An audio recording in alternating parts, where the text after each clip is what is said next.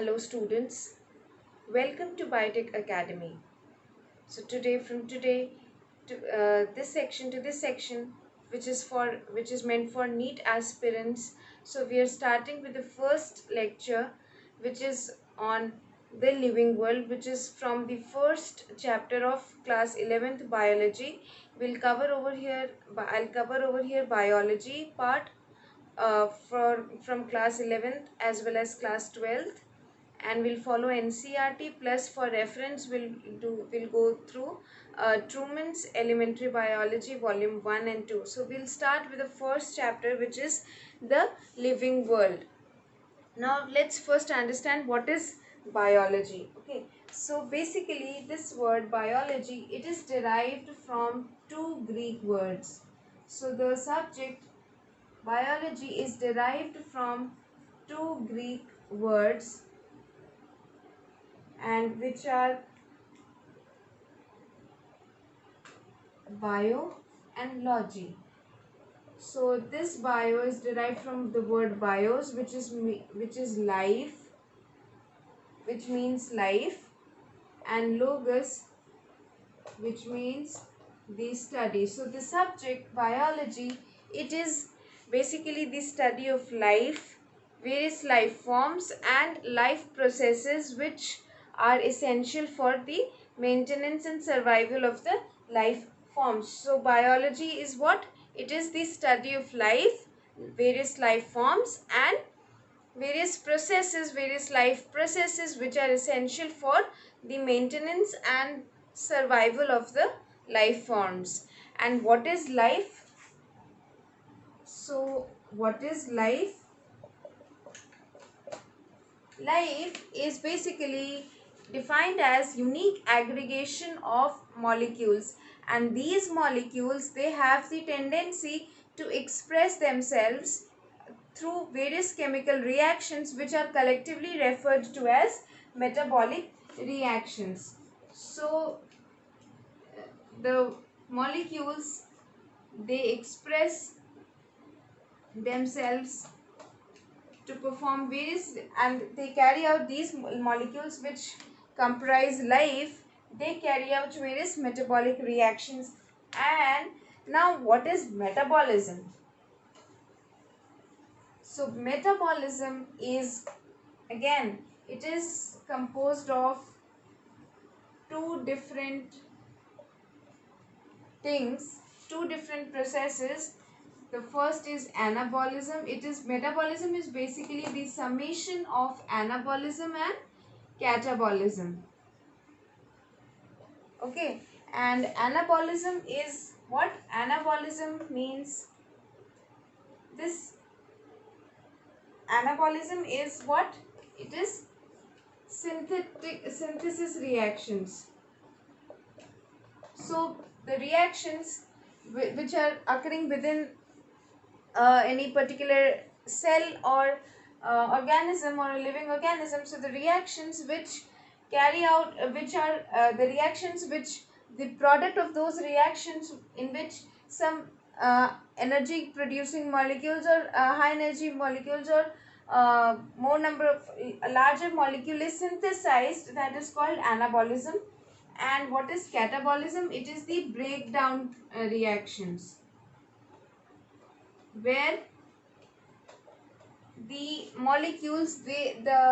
complex molecules, they are broken down into simpler forms to gain energy and perform various, again, to provide energy for carrying out various reactions, or to perform certain, or to produce hydrogen ions or these kinds of stuff. So that is catabolism. So metabolism is, once again, metabolism is the summation of anabolism and catabolism. So metabolism is collectively referred to as the synthesis and breakdown of complex molecules which are essential for the survival of life forms. So metabolism is a collective term. Now, through metabolism, various biomolecules are synthesized within the body by various processes, and which are essential for and which are utilized for growth, development, responsiveness, adaptation, and reproduction. So these are some of the processes in which the products of the anabolic and catabolic reactions, the product of these reactions, they are utilized for what? They are utilized for growth. They are utilized for growth. They are utilized for development,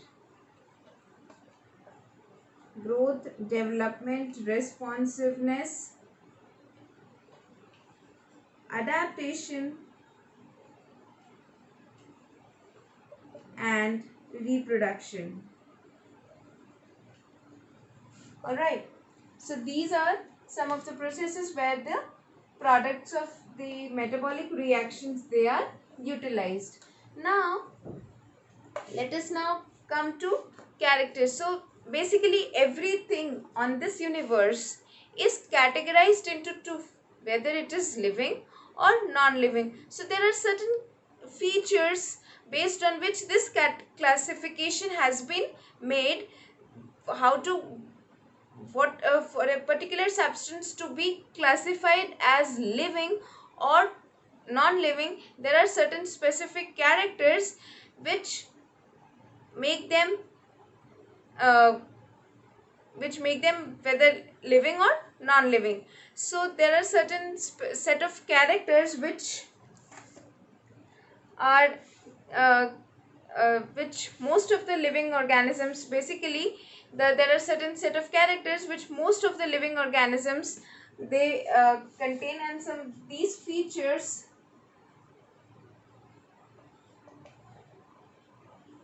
of living organisms, they are, first is growth. All right, then second is, first is growth, then second is reproduction, third is ability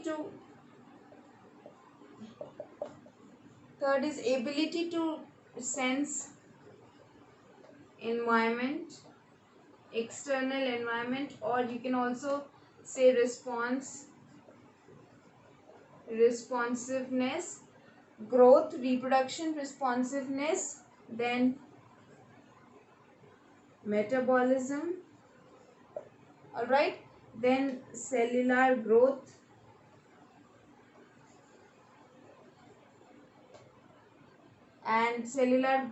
and organization, and last is consciousness. So it is these features, these characteristics which are essential for a particular substance to be categorized as living. So these are set of characters, and we'll discuss each one in detail over here.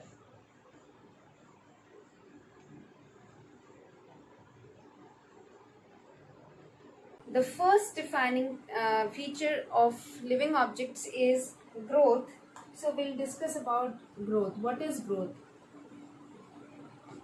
So growth is generally defined as an increase in cell mass and increase in cell number by cell division. So these two features are included, which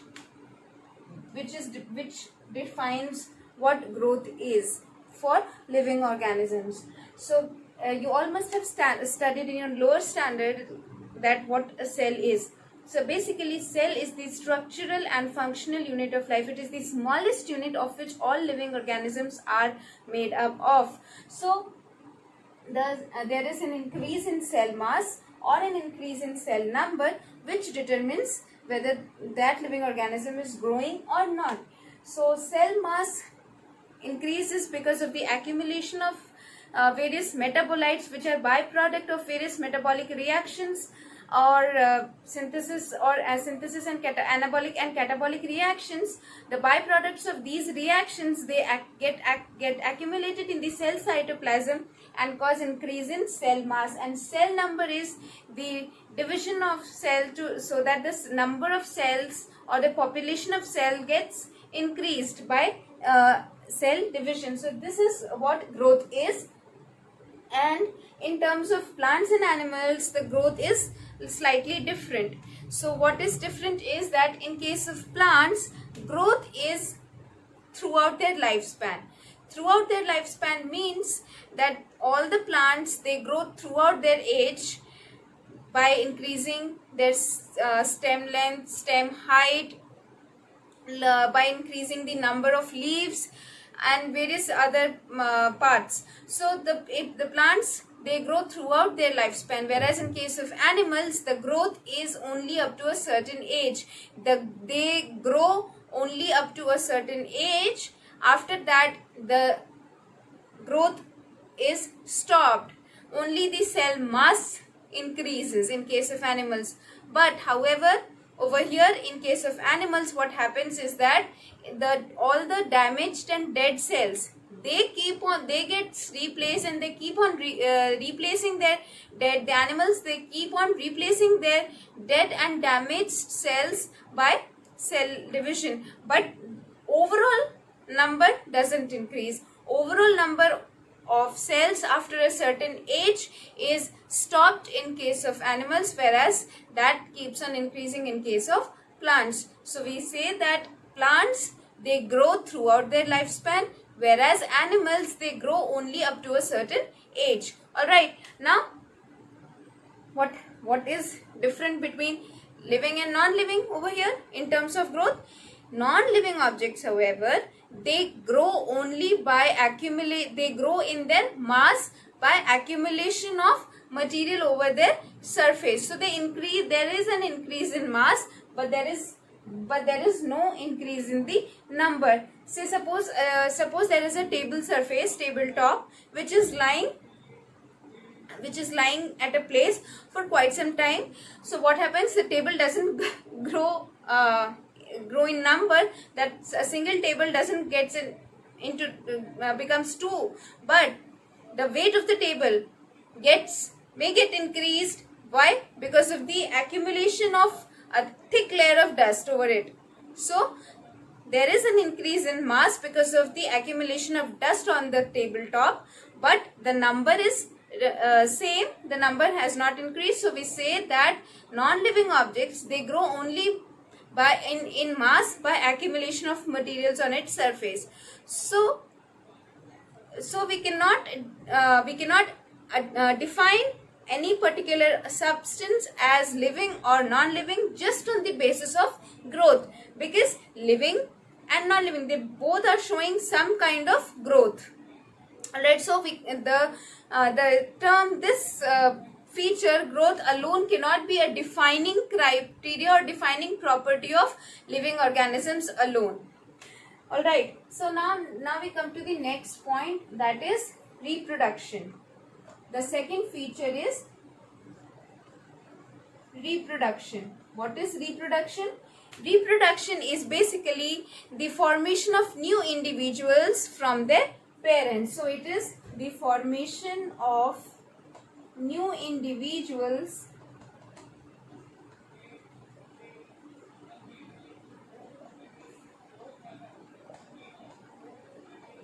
from their parents. So it is the formation of new individuals. So there are various different organisms, living organisms, they reproduce by different means. So for example, how a fungus grows. These fungi, they multiply and spread very easily and very rapidly by producing millions of asexual spores.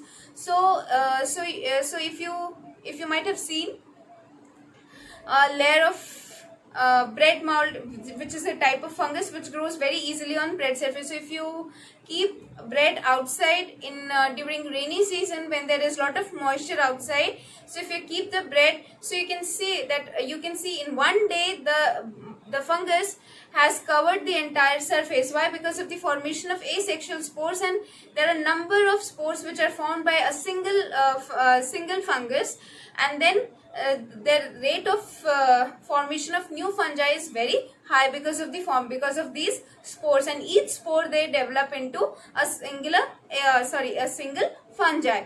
So these fungus, they reproduce by forming spores.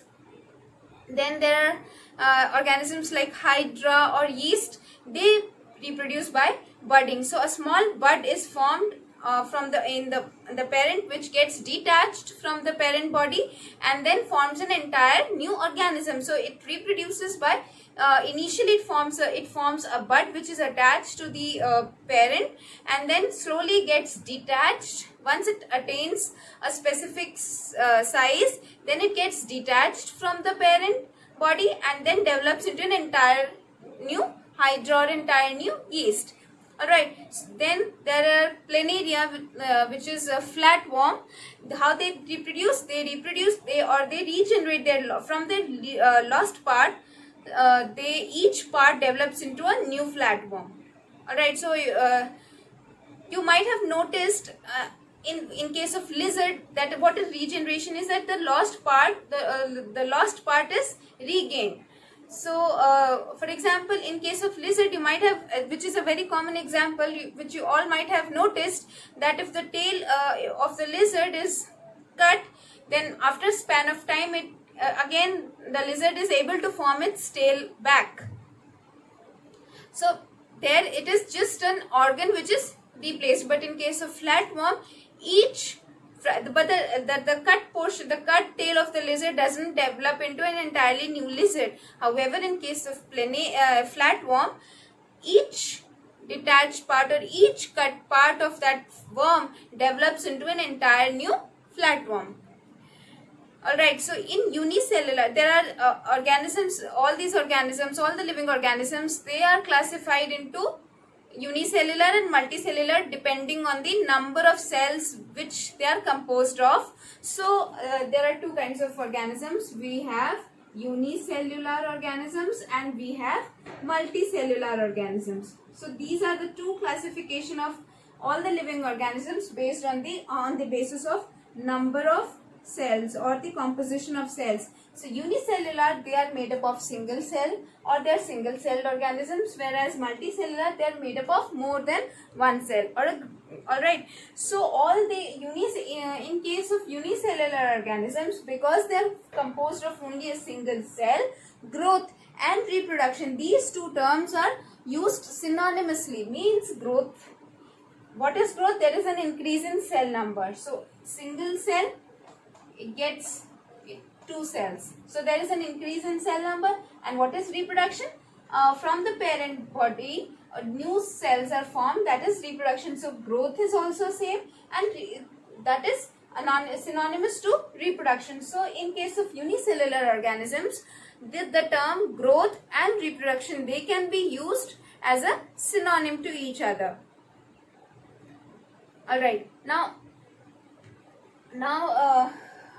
we come to the next point, which is metabolism, which is the next feature of defining feature of living organisms. But what happens? Why we cannot depend on reproduction alone as the defining criteria? Because what happens? There are many organisms which do not reproduce. There are many living organisms which do not reproduce, like male workers. In case of bees, male worker bees, they do not reproduce. So reproduction alone is not a defining feature again for living organisms. Alright, now the third point, we come to the third point, which is metabolism. And in the beginning of this lecture, I described what metabolism is. So metabolism is the summation of all the kind of chemical reactions which are going on inside the living body, which is going on inside any kind of living cell, be it a living organism, be it unicellular or multicellular. There are lot of changes, lot of chemical reactions which are going inside, and these are of two types, which is anabolism, which is synthetic reactions, where the products are synthesized, where the high energy or larger compounds are synthesized, and catabolism is the breakdown reactions, where a complex compound is broken down into simpler ones. So metabolism is the summation of anabolism and catabolism, that is, it is the summation of all the synthesis and breakdown reactions which is occurring inside the living organism. Alright, so there are variety of chemical biochemical changes which keep on happening and which are essential for the survival as well as maintenance of the cell. So all living organisms, they show metabolism, whereas non-living organisms, they do not metabolize at all. They do not show metabolism. But what happens nowadays, because of the development in the science and technology, all the metabolic reactions which are occurring inside the living cell, they can be mimicked outside in vitro conditions. What is in vitro? In vitro is when we are performing the biochemical reactions which are occurring inside the body in test tubes or in glass. So in vitro is derived from the word vitreous, which means glass, and so all the metabolic reactions, they can be mimicked outside the body under in vitro conditions, and we are providing external conditions which are similar to that of the internal cell conditions, and then these metabolic reactions can be mimicked in the laboratory conditions. So this is what metabolism is. Now we come to the fourth point, which is cellular organization. Fourth point, that is cellular organization. So what is cellular organization? So all living cells, we've already discussed that all living cells are made up of cells which are the structural and functional unit of life, and it is the cells which perform all the functions. Ultimately, the cells are the working horses which perform all the tasks which an organism performs. So non-living things, they do not have any cellular organization, and thus it can be seen that cellular organization gives rise to the function of life. Why? Because various processes like be it metabolism or growth or reproduction, they are ultimately performed at the cellular level, or they are performed by the cells. So thus cellular organization is a defining characteristic of living organisms, and it is a fixed character which is present only in living organisms, not in case of non-living things. Alright, so now the fourth point is consciousness. And what is consciousness? The fifth point, which is consciousness. And what is consciousness? And consciousness, it is the awareness of the environment, one's environment, external conditions, external environment. So awareness about the external parameters, external conditions, that is consciousness. And humans, they sense the environment through various sensory organs. There are 5 sensory organs in case of humans, through which sense the external parameters, external conditions, which is termed as stimulus in terms of scientific word. It is the stimulus which the sensory organs, they take up from the environment to judge. So that is consciousness. Plants, there are various ways in which all the living organisms, they respond to the external conditions. So for example, if we touch a hot object, we immediately put our hands back. So that is consciousness, or that is awareness that we have touched a hot object and we should pull our hands back, otherwise our hands will get burned. So that is awareness. If you are unaware, you're unaware about the external conditions, then you'll not be able to judge whether it is harmful or how you should protect yourself from that condition. So that is awareness. And plants, be it plants or be it animals or be it even microorganisms, all of the living organisms, they respond in a specific way to a particular condition, to a particular external condition. If say for example, let's talk about fungus only. So if there are if the external conditions they are not optimum for the fungus to survive, then it becomes dormant. It becomes as if it is dead, but it is not. Just that all the metabolic reactions are stopped inside that fungus, and once the favorable conditions, once the outside conditions are favorable for that fungus to grow, then again it starts multiplying and it starts growing. All right, so that is that the fungus is aware that the external condition is not right for that particular organism to survive. All right, so similarly plants, what happens, say let's talk about when there is extreme hot, extreme sunny condition outside, and the plants, they're not getting enough water. The roots are not the roots are not absorbing enough water, or the soil does not have enough moisture content. So how do they respond?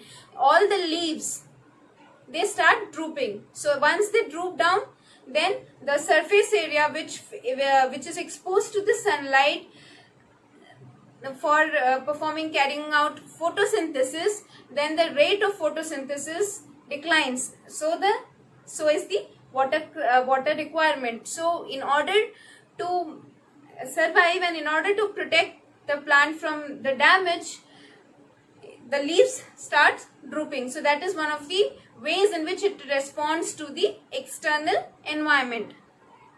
So all the plants, they respond to various stimulus like temperature, water, humidity, pollutants, etc. Both plants and animals, they respond they respond to all these factors, and they show specific response to specific kind of stimulus, and they try to maintain a balance between between what kind of conditions they are favorable for them to survive and what conditions are not, and they respond accordingly.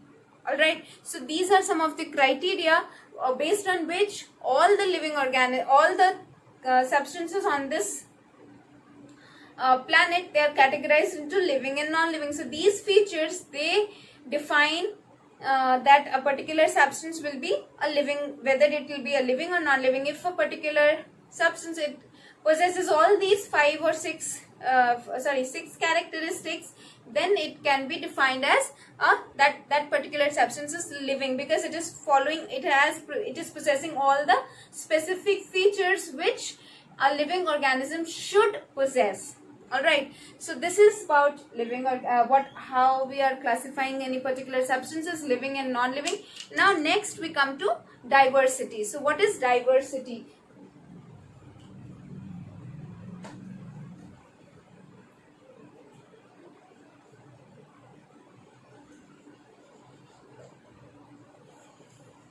So you might have seen that there are number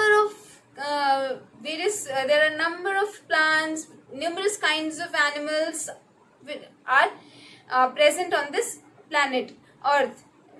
They are occupying various kinds of habitats, be it soil, water, land, ocean, all kind of environment. So they are present on all types of habitats. So the diversity is the variety of life forms which exists on this planet. That is diversity. Sorry. And this Mother Earth provides physical base for all the living beings, and it is estimated that more than 5 million species are present. More than 5 million species are present on the Earth, and of about which only 1.7 million species are by far known and described. The rest are still undiscovered or unknown.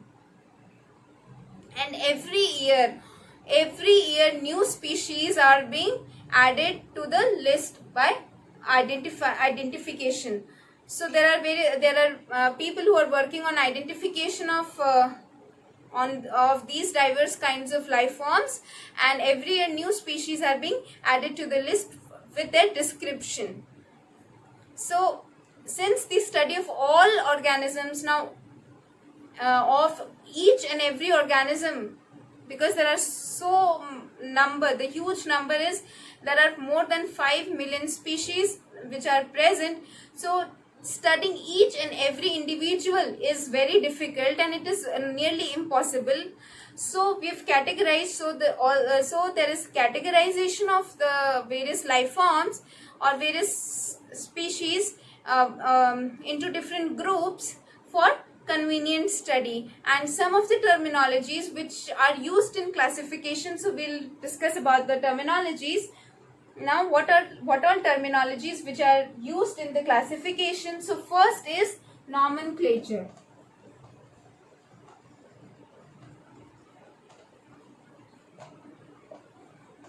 Then second is classification.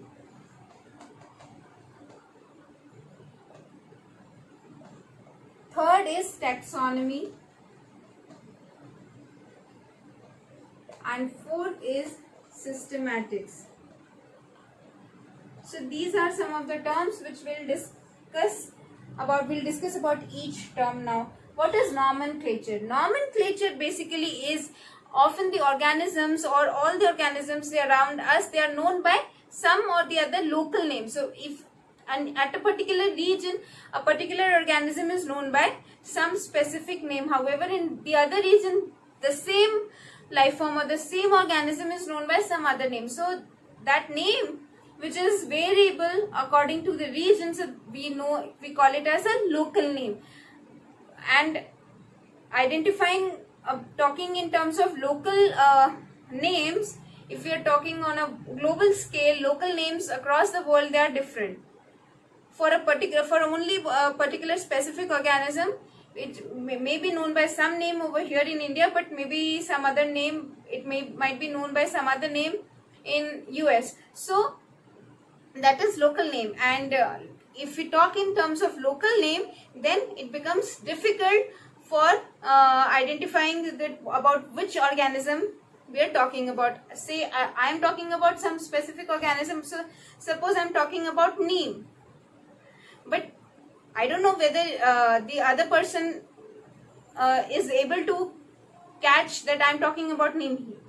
That the other person, he or she might interpret that that particular plant as some other plant. So there is variability, and so in order to provide uniformity in the names, there is a need for scientific nomenclature. So that the process of providing scientific names, or the process of giving scientific name to a particular species, that is nomenclature. And each species, so we are talking about nomenclature over here.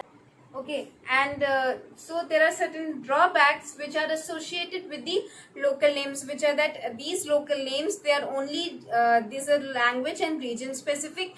Then a single local name is often may be used for many species, and that they create confusion and lead to incorrect meaning or incorrect understanding of a particular organism. So these are some of the drawbacks of the local names which are given to particular species. So there is a need for scientific name, and scientific names, these are the names which are given to organisms on agreed, which are by biologists based on the agreed principles and criteria, which is uniform across the globe. And a particular name is only specific to that particular is referred to that particular species. So it is highly specific and it is uniform across the globe. So these scientific names, they rule out all the drawbacks which are associated with the local names. And there are various codes which have been assigned for various organisms or various set of organisms. Say for example, ICBN is International Code for Botanical Nomenclature. Then ICZN is International Code for Zoological Nomenclature. Then we have ICVN, which is International Code for Viral Nomenclature. And then we have again ICVN,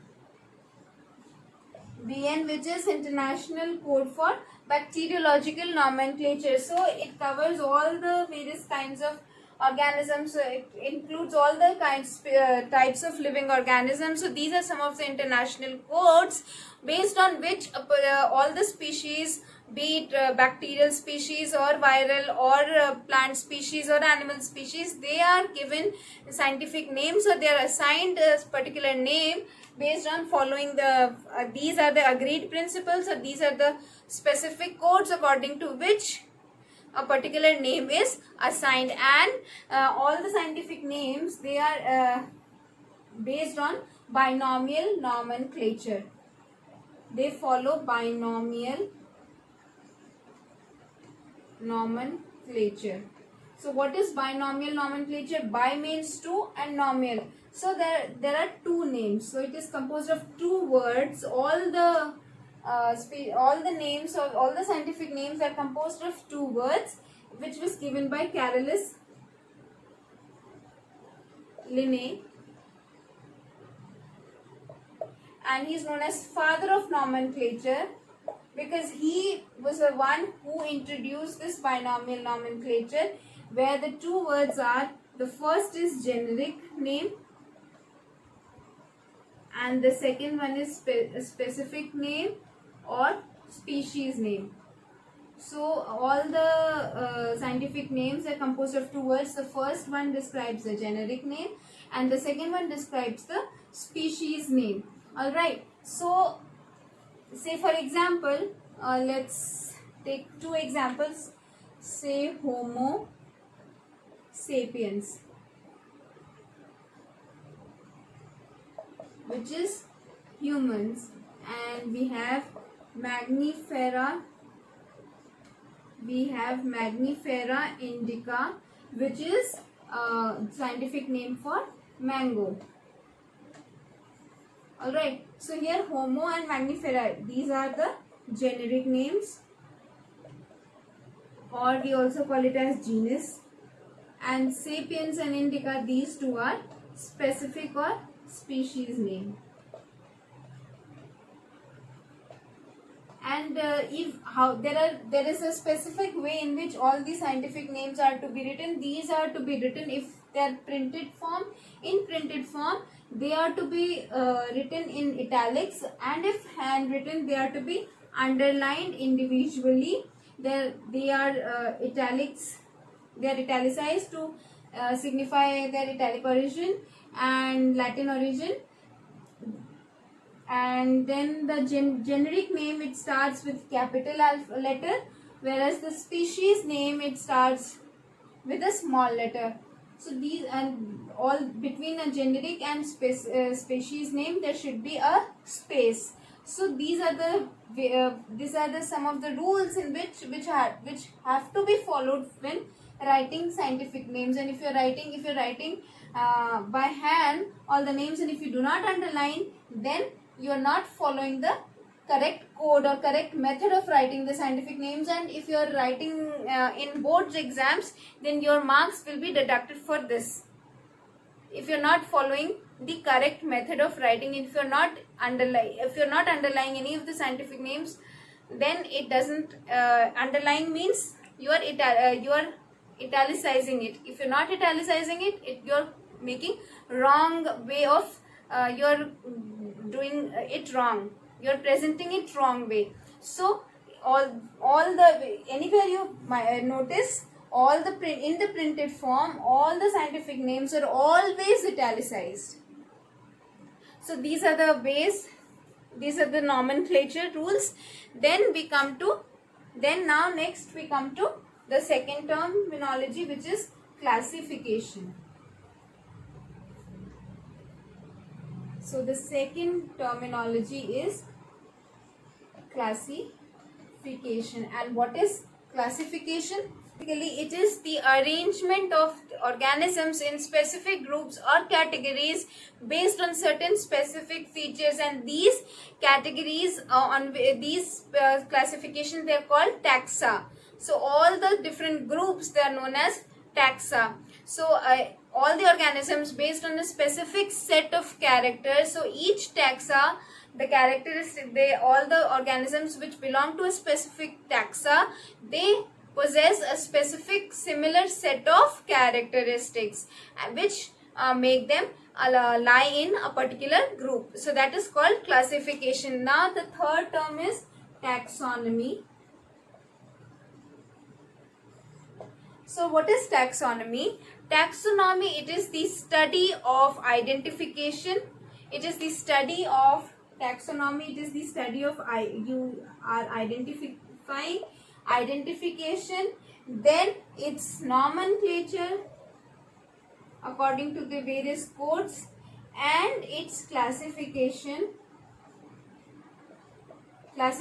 into a particular group, that is known as taxonomy, based on external and internal, based on all the external parameters or phenotype, and on the internal cellular conditions or on the genotype. So depending on the genotype and phenotype, and these genotype and phenotype terms we'll discuss when we get on to the next subject, which is genetics. So we'll discuss what these terms are. So taxonomy is identification, nomenclature and classification based on the genotype and phenotype of the organism. The study of all these three fields together collectively is known as taxonomy. And the fourth and the last term which is used is systematics. So what is systematics? It is the study of identification, classification, nomenclature and classification with reference to its evolutionary origin. So there is just addition of evolution to the taxonomic study if we add on the evolutionary pathway, or how that particular organism has evolved out. So if we trace the evolutionary pathway, then and we study the entire evolutionary mechanism, then that is known as systematics. And if we carry out the evolutionary relationship, that is systematics. So that's all for today, and in the next lecture we'll talk about what are the various kinds of how all the organisms, how they are grouped into, and what are the ways to study, where are the habitats or how they are preserved. So all these things we'll study in the next lecture. So if you all have any doubts, you can ask me in the comment section or on the email ID, and please refer to the Truman's Elementary Biology Volume 1 for reference, and it provides all the minute details which are important from your NEET point of view. And if you find the content useful, please hit like and subscribe to the channel. Share it among all the aspirants which you know. Share the channel, share about the channel, share this video, and subscribe to the channel for more such updates. Till then, thank you and wish you good luck.